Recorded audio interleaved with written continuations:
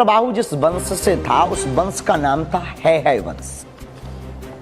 है वंश के विनाश के लिए भगवान परशुराम ने परसा अपने हाथ में उठाया।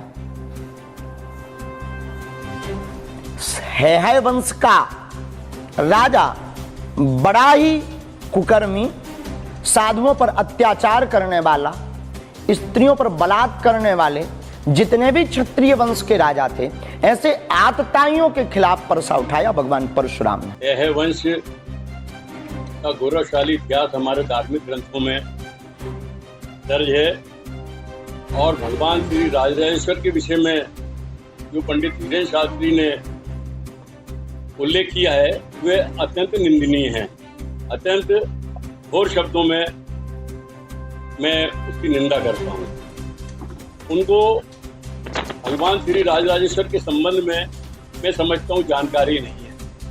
भगवान श्री राजराजेश्वर की नगरी मध्य प्रदेश के महिषासुर नगरी से संबंधित रही है। उनका अपना एक इतिहास है।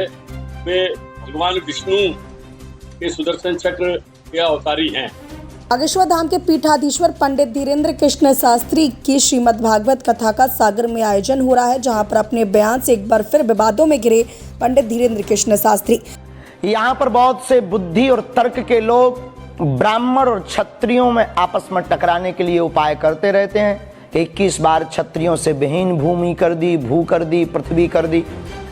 बात मजाक और हंसी की बात यह है कि अगर 21 बार क्षत्रियों को मारा तो क्या एक बार में जब सभी क्षत्रियों को मार दिया तो फिर 20 बार क्षत्रिय कहां से आए? जब एक बार में ही सभी क्षत्रियों का पृथ्वी विहीन हो गई तो फिर 20 बार कहां से आए? और फिर 21 बार की क्या जरूरत पड़ी हो? ये क्षत्रिय अचानक पर प्रकट कहां से हो जाते? इस पर थोड़ी सी चर्चा करते हैं। सहस्त्रबाहु जिस वंश से था उस वंश का नाम था है वंश। है वंश के विनाश के लिए भगवान परशुराम ने परसा अपने हाथ में उठाया। है वंश का राजा बड़ा ही कुकर्मी, साधुओं पर अत्याचार करने वाला, स्त्रियों पर बलात्कार करने वाले जितने भी क्षत्रिय वंश के राजा थे, ऐसे आतताइयों के खिलाफ परसा उठाया भगवान परशुराम ने।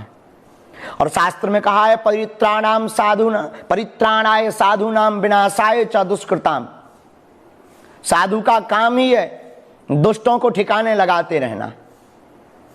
और आपने है वंश के राजाओं को मारना प्रारंभ किया, लेकिन आपने शस्त्र शास्त्र की मर्यादा का पालन करते हुए कभी भी ना तो स्त्रियों पर अपना परसा उठाया, न बालकों पर अपना परसा उठाया, न बालिकाओं पर परसा उठाया। तो जब एक बार आतताई राजाओं को मार दिया पर उनके बच्चों को हाथ नहीं लगाया, और जब वो बच्चे युवान हुए और उन्होंने भी अत्याचार प्रारंभ किया और उन्होंने भी अपने पिता का बदला लेने के लिए दादा परशुराम भगवान परशुराम पर आक्रमण किया, तो फिर उन आतताइयों का वध किया, फिर उनकी संततियां हुई, फिर उनका वध किया। ऐसे क्रम में 21 बार क्षत्रियों को पृथ्वी से विहीन किया।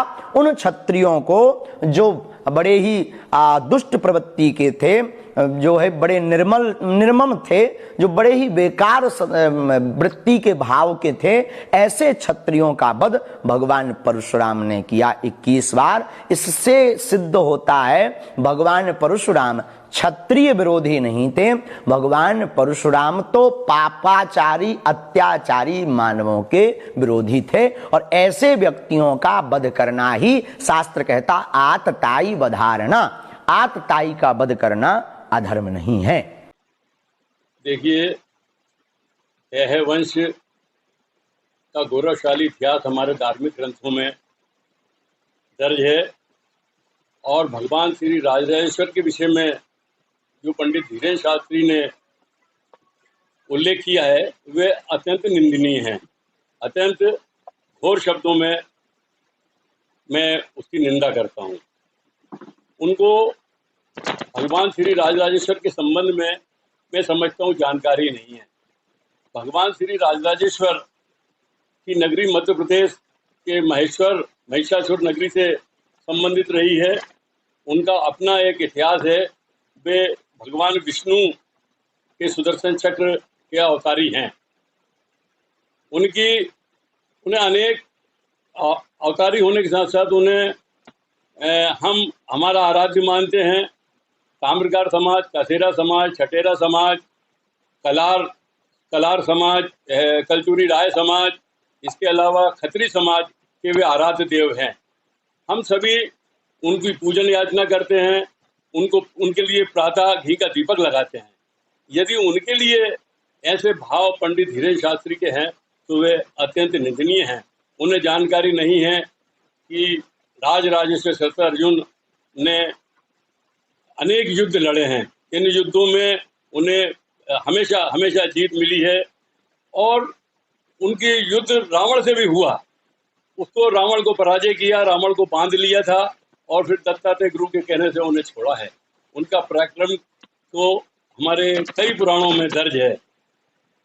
इनके द्वारा जो भगवान श्री राजराजेश्वर के संबंध में अशोभनीय शब्द, दलित शब्दों का उल्लेख किया है, वे अत्यंत निंदनीय हैं।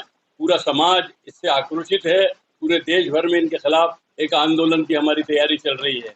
हमने कल इन्हें चेतावनी दी थी कि वे माफ़ी मांग लें, अन्यथा पूरे देश में उनके खिलाफ FIR दर्ज की जाएगी। इसकी प्रक्रिया